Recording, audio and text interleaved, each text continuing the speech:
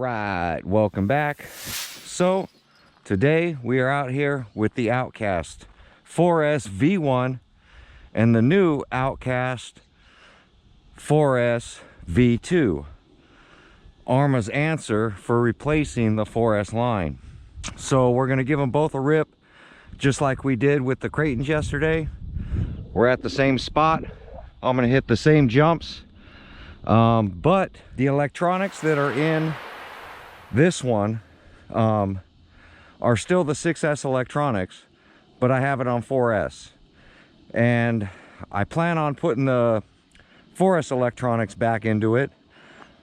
But looking over the RC with the metal differentials, with the hot racing steering servo, with the hot racing servo saver, the rear diff fully built with a hot racing, it gets to the point where even if I put the electronics in it, because that's just power, it still has an advantage over the version 2 because it's fully modified. Now the problem I have with the version 1 is my axles.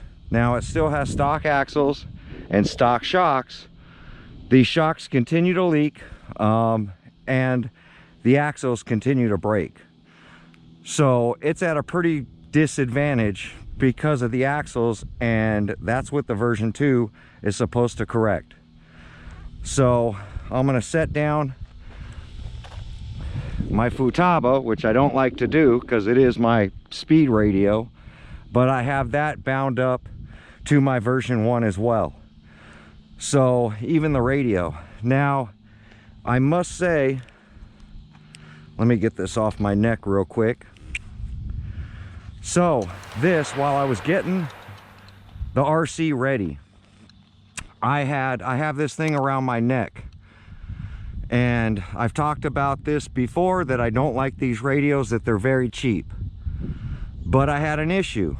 I turned the radio on, I plugged in the battery. When I turned on the car, it bound up. I let this thing hang.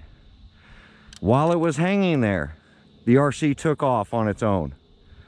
And I don't know why.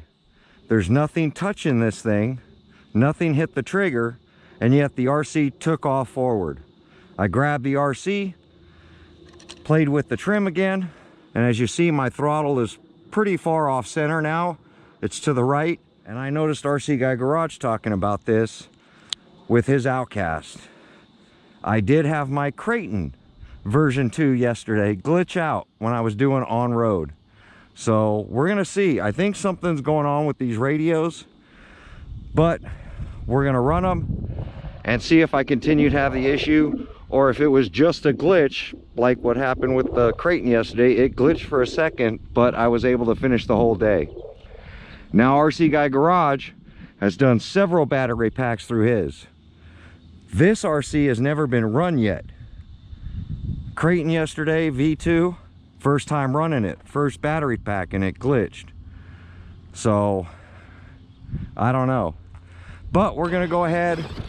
Enough of me yapping. Steering rate, I want to make sure it's all the way up.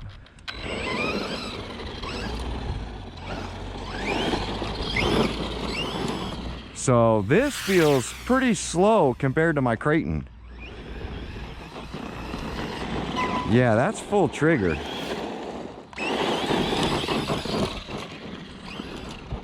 Huh. That's kind of weird. My Crayton was a lot faster. That's full trigger.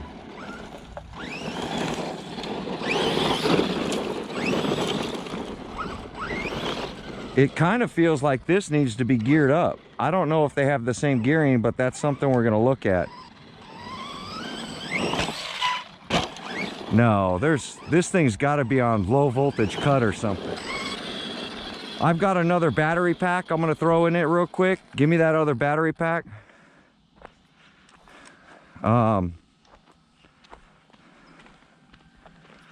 I charged up another one because I didn't know how long this video was going to be. I'm going to pop in this this freshly charged battery pack. They're both freshly charged, but I don't know if that one has an issue.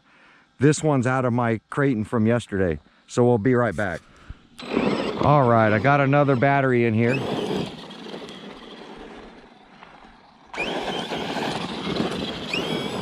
It still feels slow. Compared to the Creighton yesterday, this Outcast feels slow. Yeah, not much height at all. Creighton definitely had a lot more kick to it. Yeah, I can't even backflip it.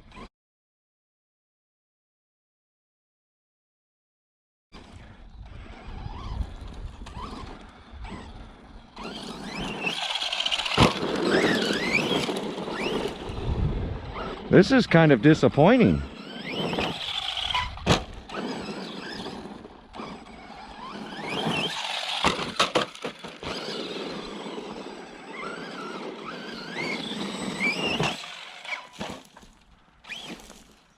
And what sucks is I've zip tied up these battery cables on the center, and the battery holders definitely are popping out on this body. Well, I'm gonna send it off this big jump anyway. This thing definitely needs a gear change.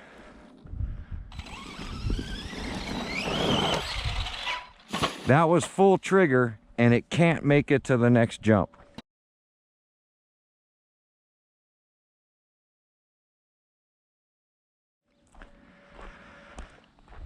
So, and I don't know. I don't know if something's wrong with the electronics in this thing or what. But it's running the same battery that was in my Creighton yesterday, the factory Spectrum battery. And this thing's got no power. And see how it just moved on its own? And there's fresh batteries, energizers, brand new out of a package. So I'm gonna grab the V1. V1's telling me, my controller's telling me, you gotta touch it. As you see, this one can wheelie. And this is still on 4S.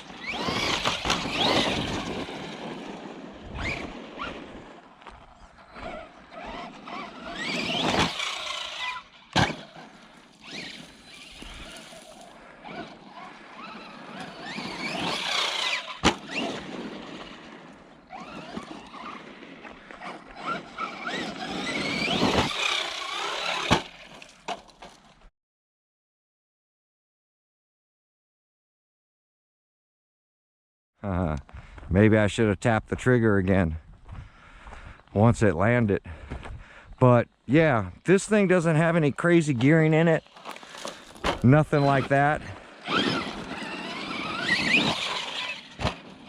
I'm using the stock gearing out of the 4S V1 Outcast.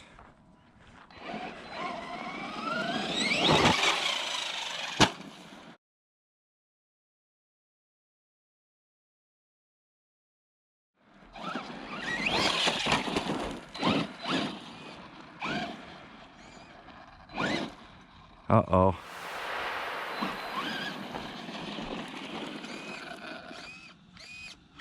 Steering servo's gone.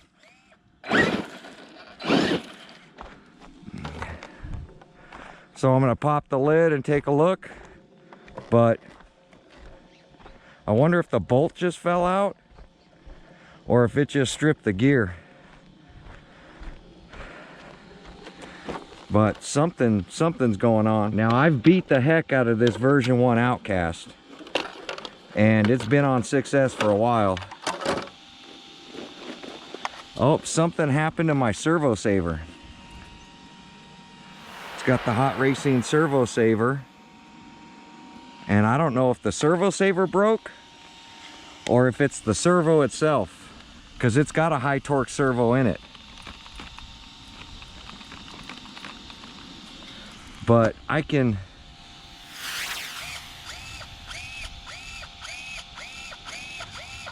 So I don't know, something happened inside the servo saver area, and that's a whole hot racing setup. And I've already got a servo in it, the cheap eBay ones, the 2.0 kilograms, which should be plenty for this truck. But that's disheartening. It's just some of those things you have to check. Yeah, so I'm gonna take these things back to the bench. We're gonna call it a day, and I'll see you guys back on the bench. Be right back. All right, so we are back on the bench. Wasn't a very good day. Well, wasn't a terrible day, but trying to run the Outcast side by side, I had a few issues. One, my original one broke down, not good. Two, the V2 was way underpowered. Now, when I got back to the car before I brought them home, I realized something with the V2. It has throttle settings, and it was on 50%. So, didn't get to test it, but I'm pretty sure that's why it was way underpowered. I could feel it right off the bat, especially with the nose landings right on the body. You could tell that it just didn't have the power. So, with all that said, I'm going to charge up some batteries, get this on 100%, which I could have just went back out and ran it, but without comparing it to the V1, it's hard to judge that one. So, figured bring it back anyway. We have to, I'm hoping it's something real simple with this, because like I said, I've been bashing this thing a long time, and I haven't had any issues. So, other than axles breaking. So with all that said, I'm going to go ahead and cut the zip ties for the battery and get the battery out of here. And I don't know why people don't, you know, zip tie the rest of their harness up. As you see, there's the jumper. It's zip tied to the chassis, zip tie it here. It keeps the ESC, keeps all those wires from flopping around. So, this one, so all the colors are correct. So we're going to unplug the motor, because in order to get to this steering, you got to take out the whole assembly right here. And so that's what we're going to do. Now there is a screw right here. Let me find my correct tools so we can pop out this whole receiver box, and it should come out with the ESC on top of it. So it should just be one screw here to disconnect the servo from the servo saver. And then there should be some screws on the bottom from what I remember.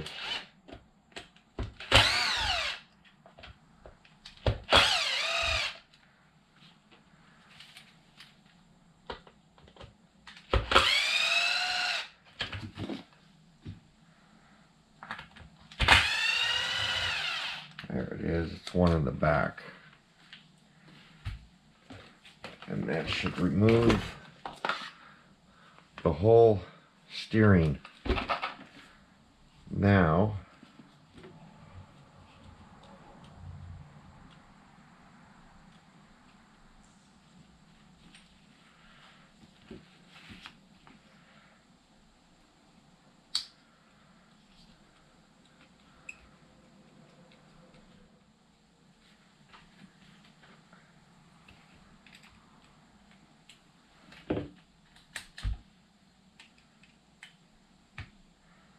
feels like the servo saver.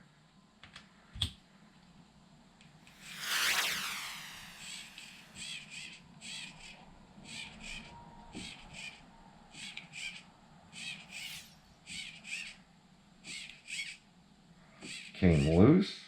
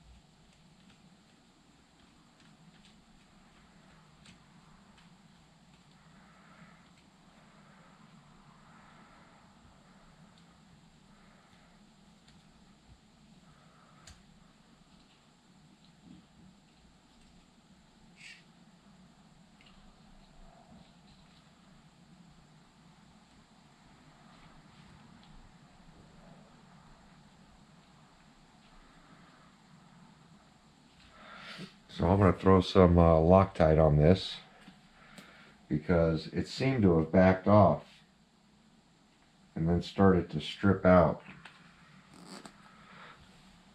I think that impact popped the servo saver off, and tightening it down, it seems to all be working again.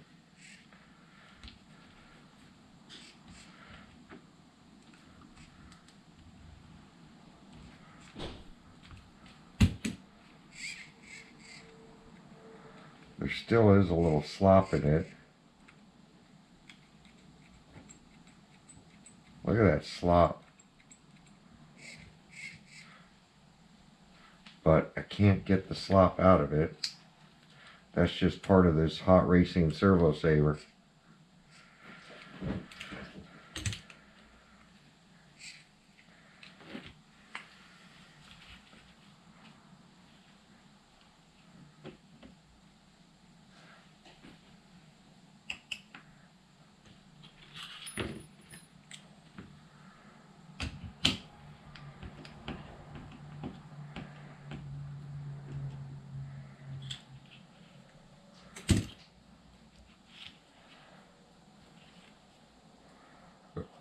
There we go.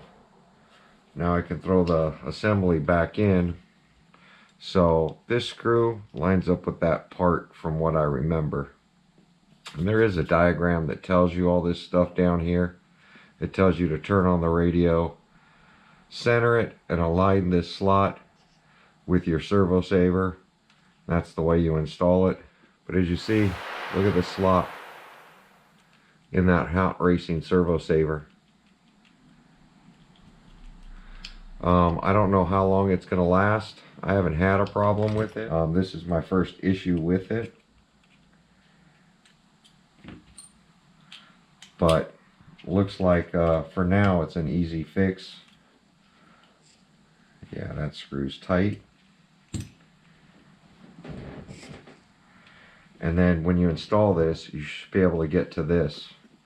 So we're going to go ahead and put this back in. So it's the 3 screws, and the 1 screw off here holds the whole receiver box in.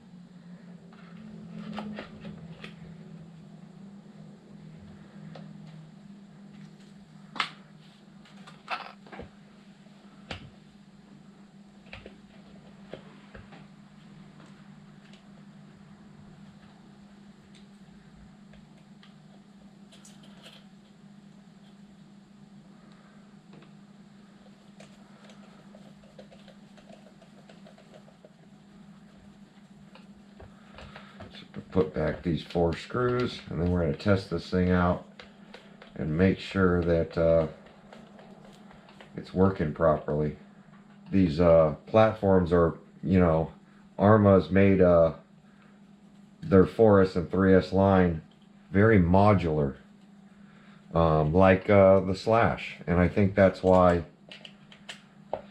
I've had very good luck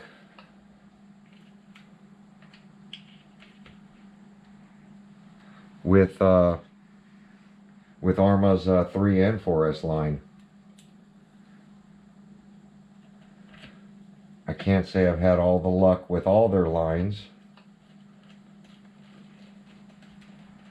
ARRMA. Yeah, that's sounding much better. Yep. So, when I upgraded this to 6S, I tried to keep that modular design, taking out this 6S system. This 6S system was out of my MOJAVE, because I converted my MOJAVE to 8S using the 8S system. I took the 6S system out of there and put it into my 4S line. And that's what I mean. You can buy one castle system or one really good system and upgrade your whole line of ARRMA RCs, because ARRMA tends to use the same parts on everything. And that's why, you know, I get kind of upset when the price of ARRMA goes really high, because it's really not costing them any more money. But let me grab the remote for this.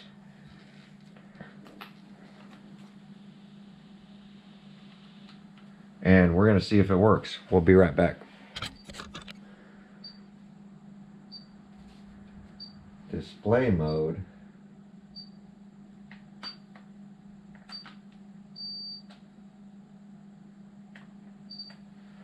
We need power mode.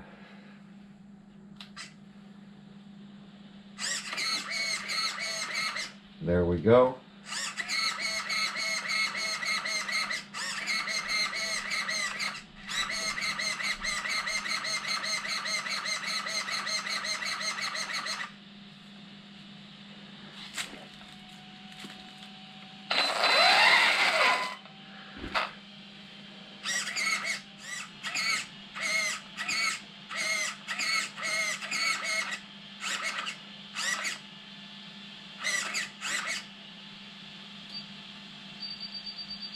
You can see the slop in that servo saver. Very hard to center it. But other than that, everything's all good.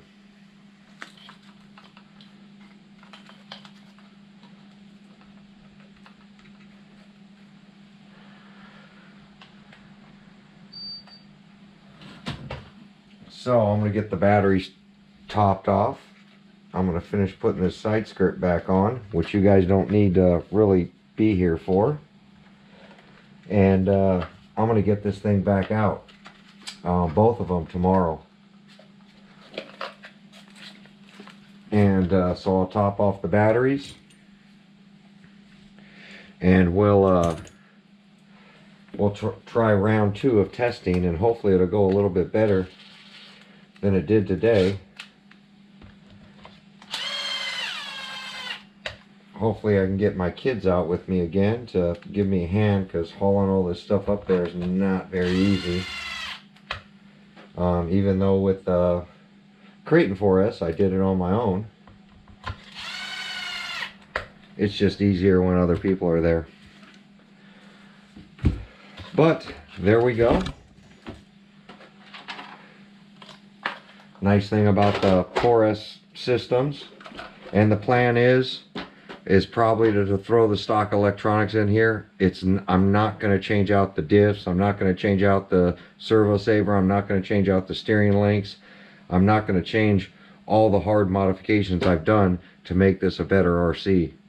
Now I must say, I've never stripped a diff. I've never broken a servo saver. I never broke the Ackerman bar. I never broke the front diff.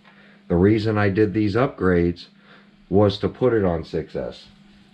And it's not necessarily to run it on 6S. It was to have the 6S power just in case. But finding that the axles were constantly having an issue and the shocks were constantly having an issue, I kind of was just waiting. Waiting to see if some aftermarket stronger parts came out there, kind of like the center drive shaft that I tried from Hot Racing that didn't work. But there we go. Like, comment, subscribe. We'll get back out there for round 2 of the V2 and the V1 Outcast 4S line. We'll do a side-by-side comparison. Something you guys want to see? Comment down below. Thanks for watching.